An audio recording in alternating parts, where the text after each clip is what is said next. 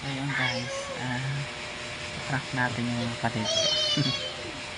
So dahil tulog sila, kanina ko pa sila ginigising, may gagawin tayong kakakalaksan. Okay.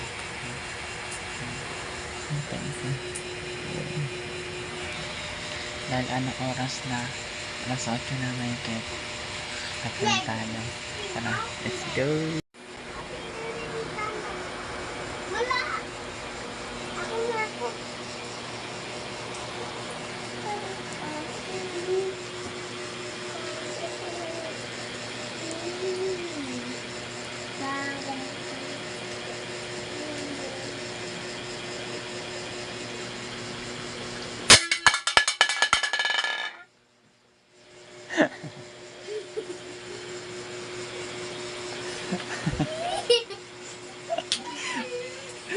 Nagising si Udang ah.